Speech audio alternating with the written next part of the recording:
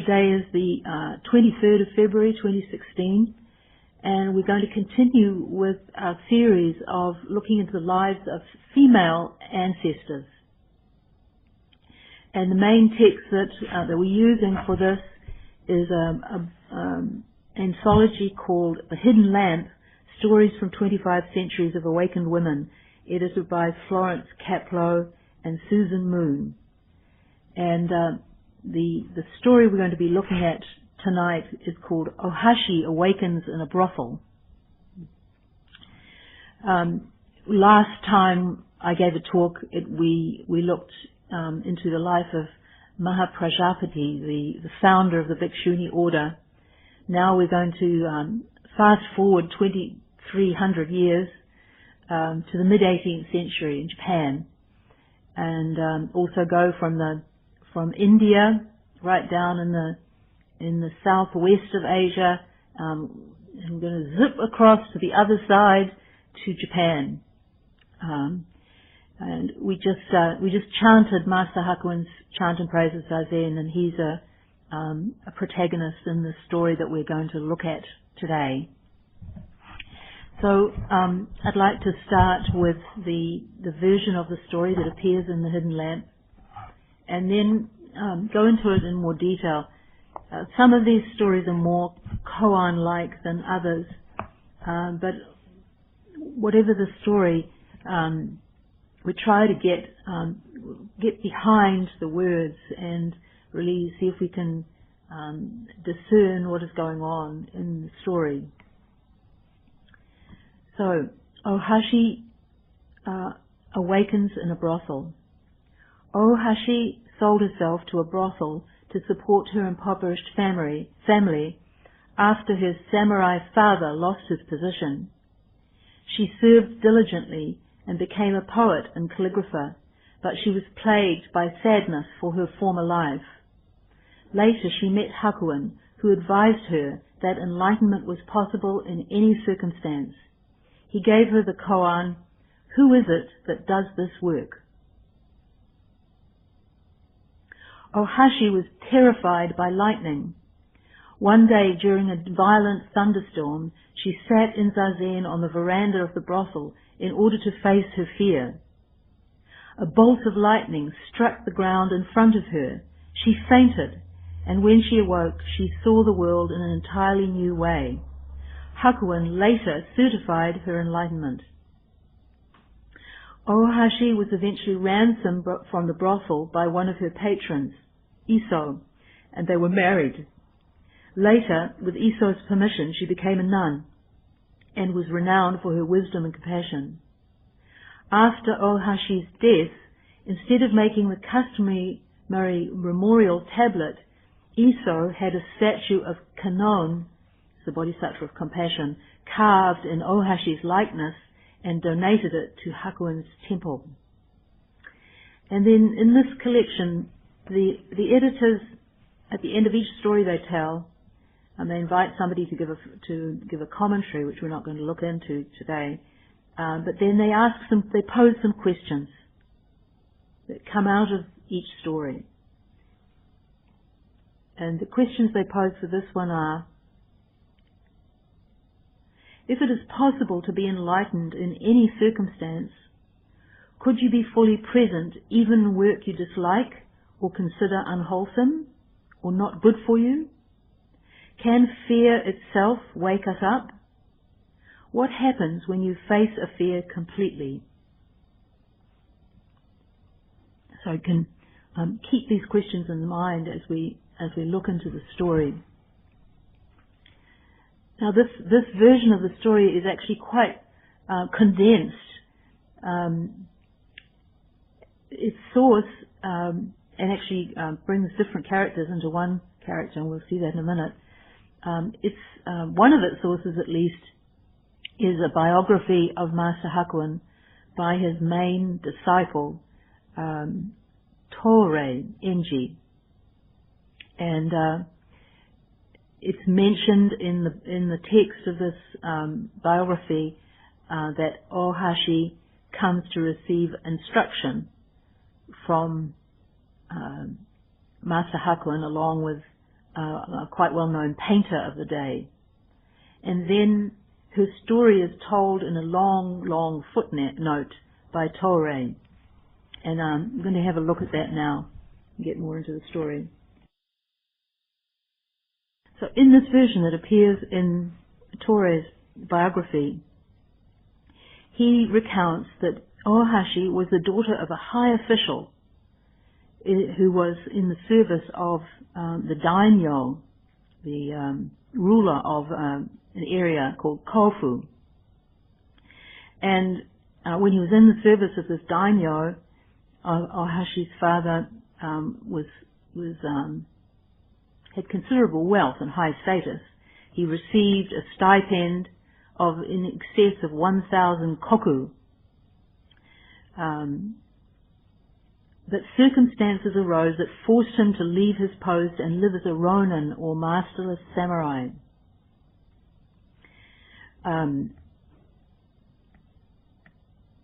Ronin were samurai who were no longer in the service of a lord, and they would sometimes sell themselves to the highest bidder, to do the dirty work of different people.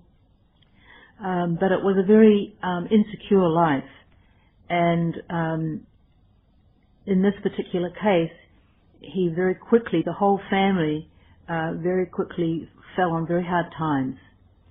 They all went to Kyoto, but they had no fixed place where they could stay. They just would move from place to place and until their money ran out.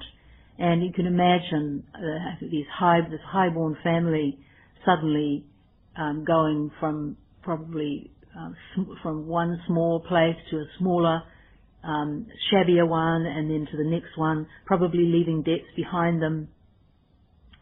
I was just reading an article in a magazine about how common evictions are now in the US. The whole class of people whose lives are disrupted by the fact that they are very frequently evicted from their houses. And it affects the whole family. Children who have to change school again and again and again, or coming to school in tired, hungry. And this family, Ohashi's family, got to the point where the money had run out and there wasn't even anything for food.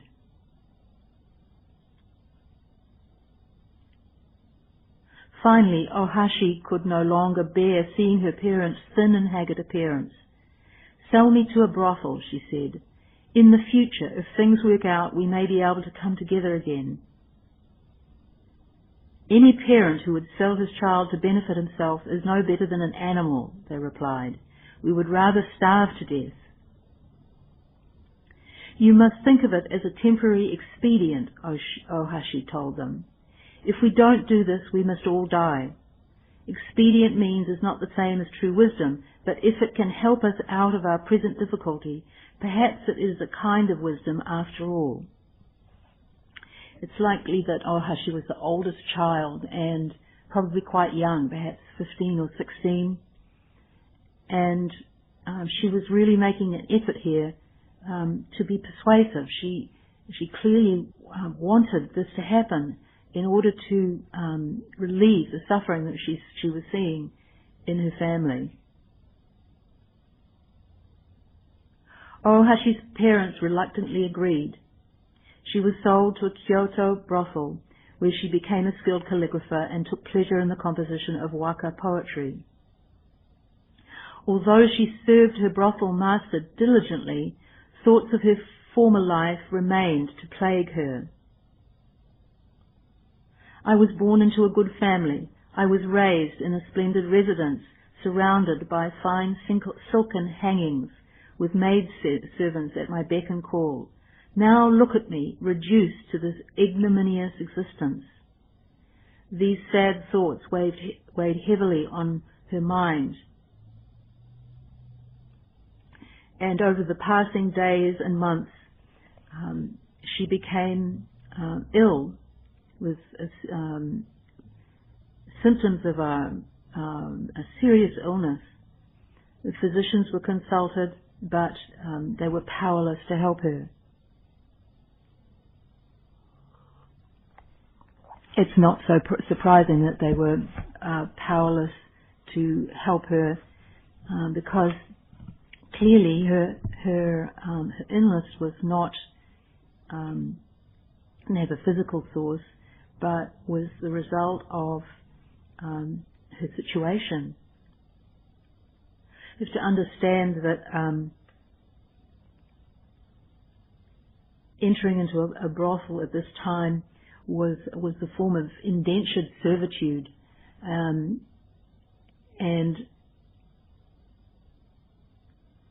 often the girls who ended up in this life would be billed for all the expenses for their training and their service, and the debts that they owed would actually go up, and it would be harder and harder for them to be released. And this practice may still be going on in Japan. It certainly is in other places, but it definitely was in Japan up until World War II. There's a book that came out in the 90s called Memoirs of a Geisha, which goes in detail into this whole system. And it still happens in parts of Asia that girls will go into prostitution in order to help out their very, very poor families. Thailand is one of the countries where this happens. And the sort of irony and tragedy of this is that the families of these girls often look down on them and are ashamed of them, even as they are giving them substantial financial support.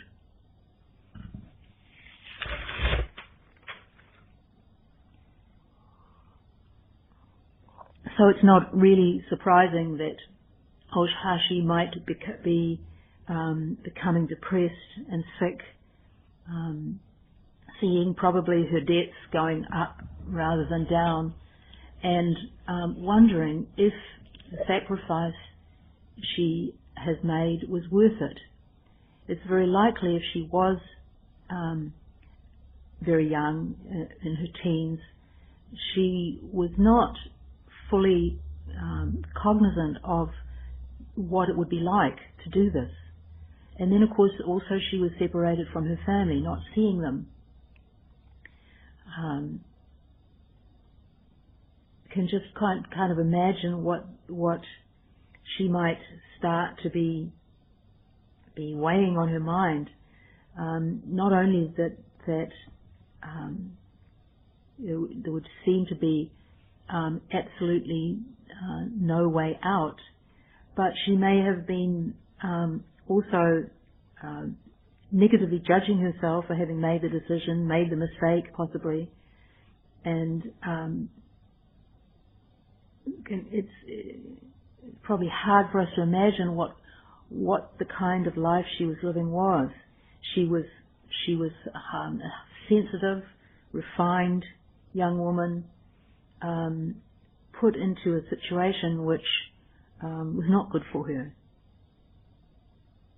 unwholesome, if not toxic. And no doubt, in being so persuasive with her family, she had probably talked herself into this being something quite temporary, to get them out of trouble, their immediate trouble.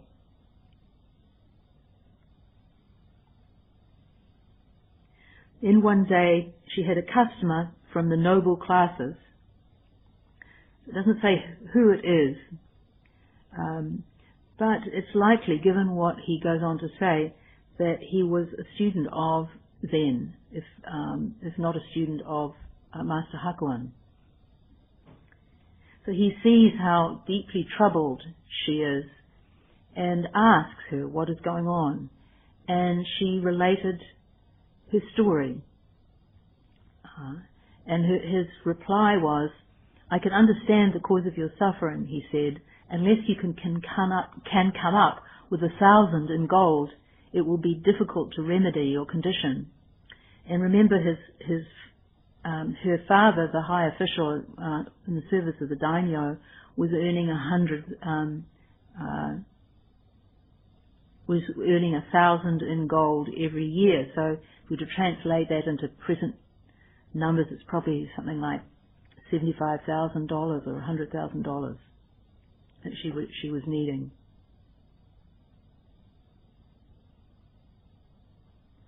Then he keeps on and he says, however, it so happens that I am aware of a way that will enable you to free yourself completely from your troubles. You probably don't believe me, do you?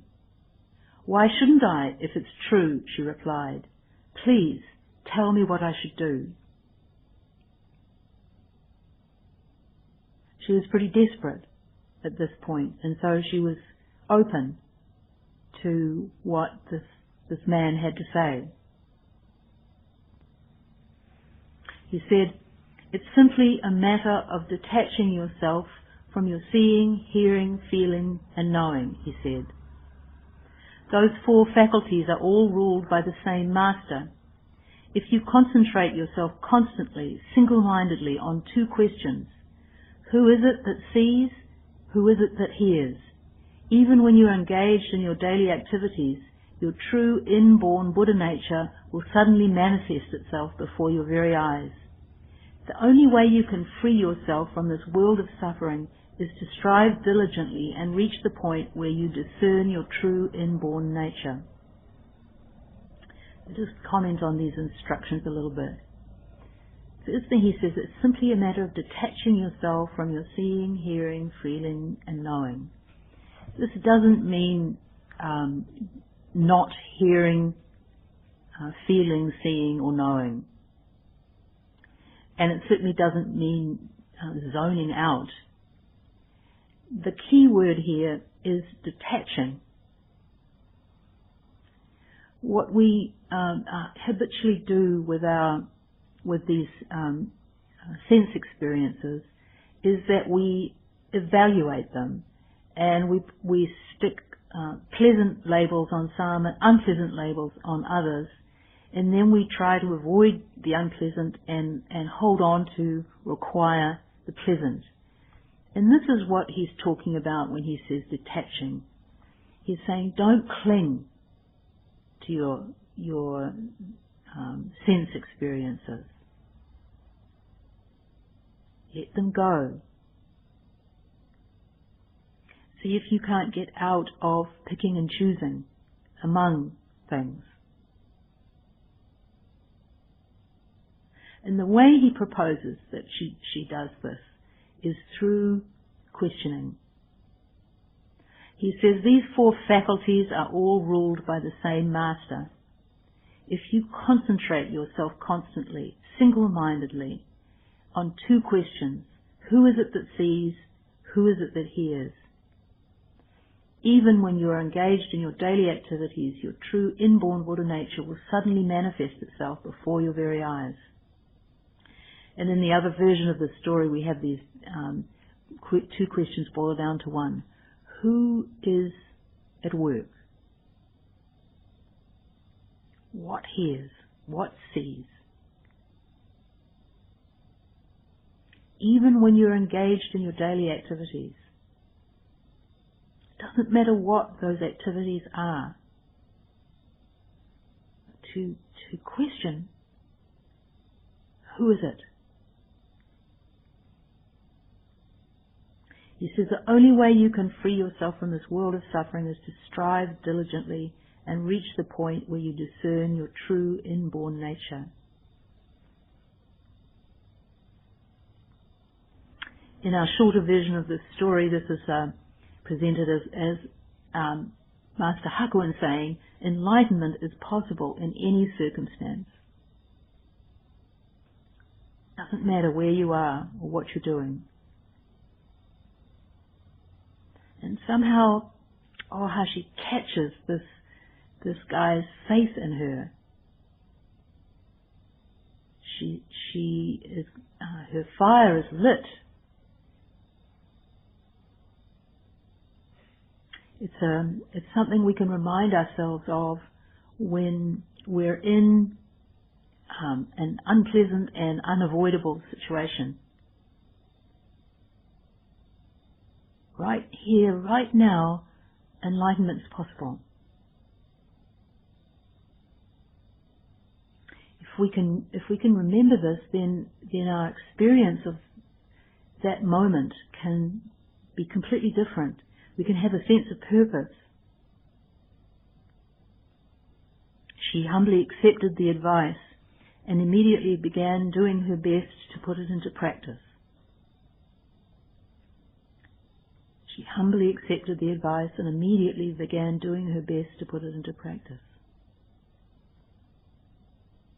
This attitude is everything.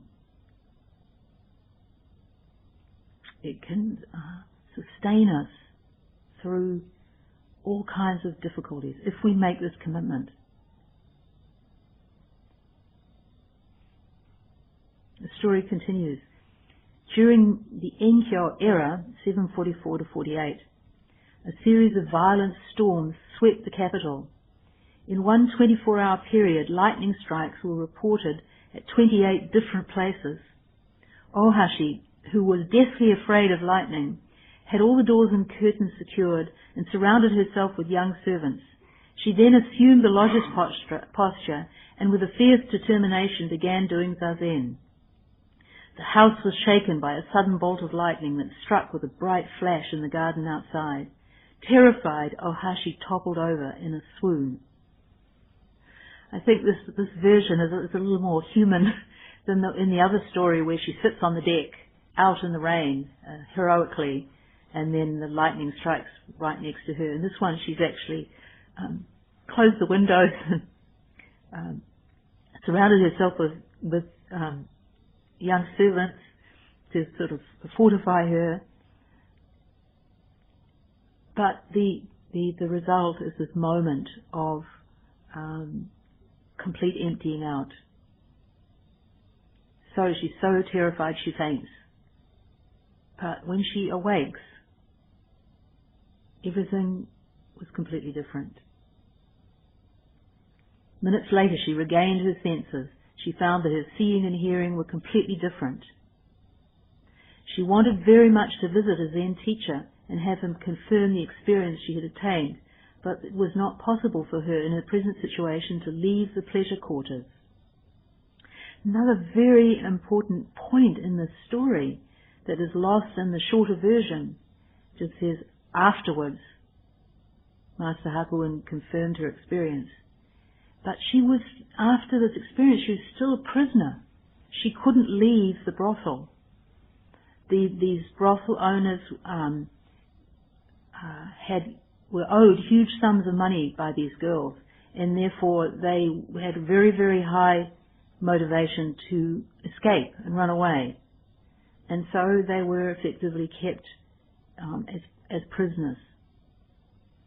So just imagine she has this experience, and but she's still imprisoned essentially in the brothel, and can't go to see a master about it. And we don't know how long it was after her experience that she was finally able to see Master Hakuin. Sometime later, and we don't know how long later, she met a man who paid off her debts and married her.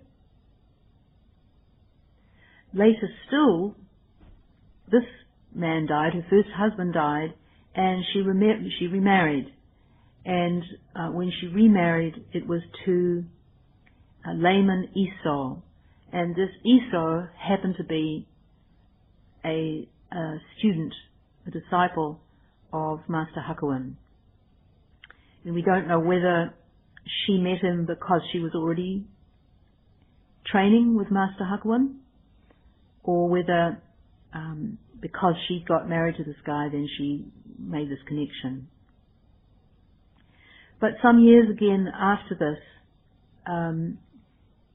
layman Iso permitted Ohashi to receive ordination as a nun, and she got her name Erin. It was necessary for women to get permission from their family in order to ordain. It was quite again quite a touching story that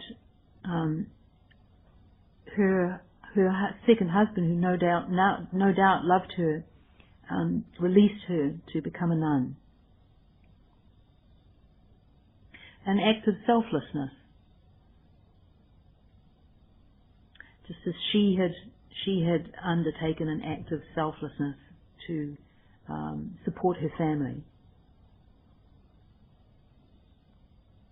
After Erin died, layman Iso came and asked me, this is Torei who's writing this account, to make an offering of incense.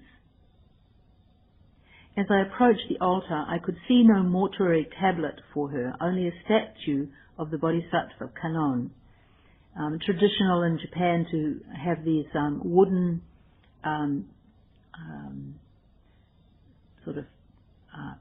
panels, and then the name of the person who's deceased is written on them, and they're placed on the altar for making offerings and chanting for when somebody dies. But when Torei went to the altar, he could find no mortuary tablet, just the statue of the Bodhisattva Kannon. When I asked about the tablet, layman Iso replied, Erin attained enlightenment in a woman's form. In the form of a woman, she preached the Dharma. I am sure she was an incarnation of Kannon. Hence, I have enshrined the statue of the Bodhisattva here. I don't think anything's wrong with that, do you? Without another word, I offered the incense. Was she? Was she an incarnation of the Bodhisattva of compassion? What is it to incarnate a Bodhisattva? These Bodhisattvas aren't separate from us. And certainly she lived a life of compassion. She was very courageous in leaping into this life to help her family, probably without really knowing what she was letting herself in for. Then she gets this advice to help her find a way through her suffering. This instruction to detach yourself from sensations and question their nature. Even though she remained in the brothel, remained a prisoner, she now had a way, a path. You can imagine that she would have stopped dwelling on her stuckness. It wasn't that she didn't stay stuck in terms of her circumstances, but why add to that situation the burden of imagining that she'd be in the brothel for the rest of her life, imagining herself growing old there, unloved, without family, and of course eventually probably discarded when she was no longer making money for the house of pleasure. Learning just to stay present to each moment. Learning how to concentrate and question in the midst of her fears, in the midst of her worries and her constraints. Managing to be upright with her eyes and her heart opened. Who is it who does this work? And then with her awakening, when the lightning struck, realizing that she didn't need to be elsewhere, that right here, in the midst of the thunderstorm, was everything she needed. Just want to finish up having a little exploration into this notion of altruism. The other day I came across this book, this tome, about 3 inches thick, by Mathieu Ricard, Tibetan monk, French. It's called Altruism, the Power of Compassion to Change Yourself and the World. And I barely scraped the surface, the first couple of chapters. But I was struck by some of what he said here and how it relates to this story about Ohashi, and which is kicked off with this act of extraordinary altruism to be willing to go into a kind of slavery in order to support her family. There's a whole chapter in here on just the definition of altruism, but if we're to boil it down,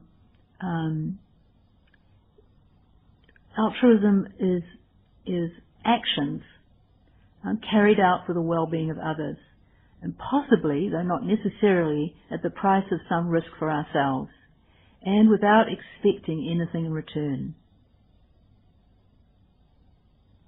We could say that Ohashi was very loving in making this decision, but perhaps not so wise in that it really was very painful for her.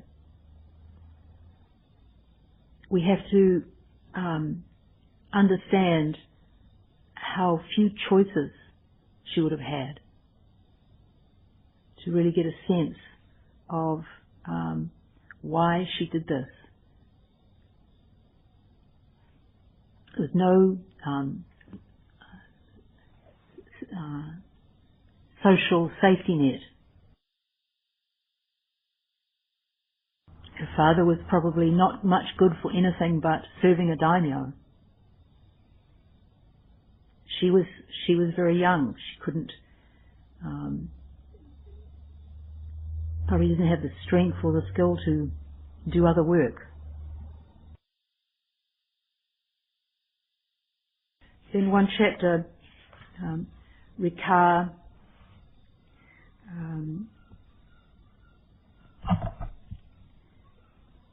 goes into the joy that can arise from altruism, from selflessness. And he quotes, he starts off by quoting Shantideva. All the joy the world contains has come through wishing happiness for others. All the misery the world contains has come through wanting pleasure for oneself.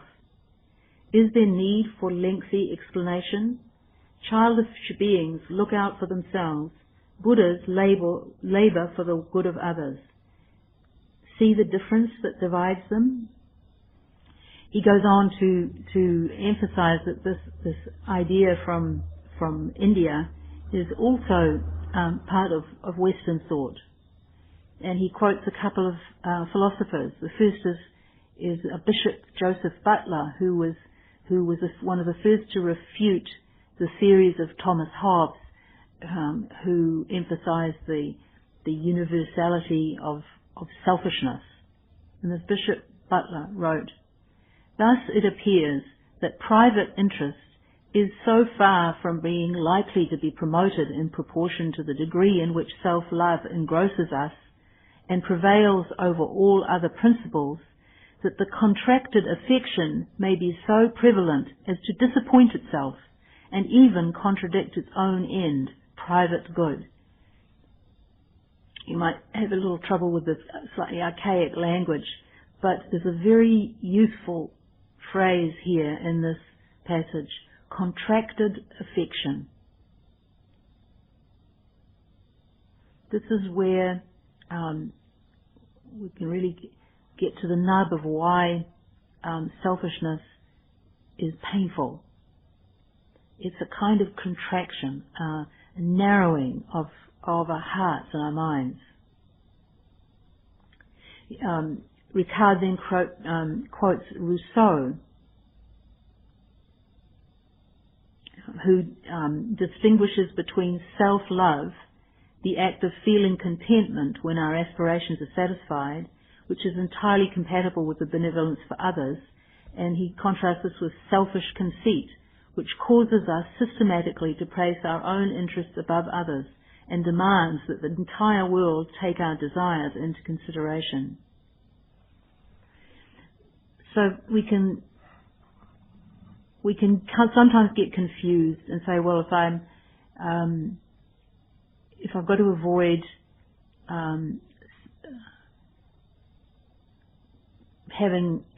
putting myself first, then won't I make bad mistakes? But the point here is that we can distinguish between making wholesome choices where we can, where we have the freedom to do that, and this other thing, selfish conceit, which tends to be narrow, obsessive, and all caught up with worry and anxiety. What this Bishop Butler calls contracted affection, constricted, narrow, painful. So if we're not sure where we are with this in terms of our decision making, we can check and how it feels, how a decision feels. Does it bring some peace? Does it bring some relief and joy, or does it shut us down? Ricard comments,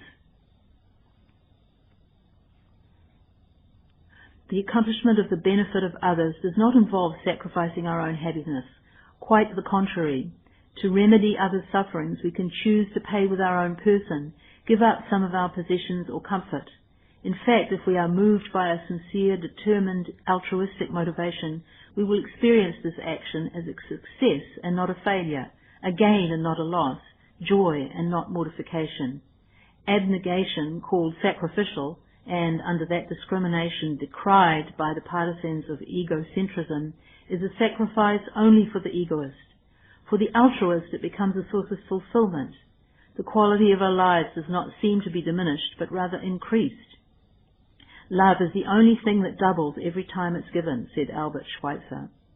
So we can no longer talk of sacrifice, since subjectively the accomplished action, far from being felt as a suffering or a loss, has on the contrary brought us the satisfaction of having acted in a correct, desirable and necessary way. It sounds great, but I don't think it was so simple for Ohashi. It wasn't so easy for her to feel joy in her sacrifice. At least when she was in the midst of it, at least when she was living as a prisoner. But I wonder on her deathbed what she thought, whether she regretted her decision, or seeing it in the context of her whole life, could see it as just what she had to do at that time. Ricard continues, when we speak of the cost of an altruistic action or of sacrifices made for others, it is often a matter of external sacrifices, our own physical comfort, our financial resources, our time, etc. But this external cost does not correspond to an internal cost. Even if we have devoted time and resources to the accomplishment of the good of others, if this act is experienced as an inner gain, then every notion of cost evaporates. Actually, I think Ohashi did experience inner costs as well. But in her taking up practice, she went one step further. She went beyond all ideas of gain and loss. She went beyond splitting the world into self and other. And out of that moment, great joy came. Out of that lightning flash and that clap of thunder. We'll stop here and recite the 4 vows.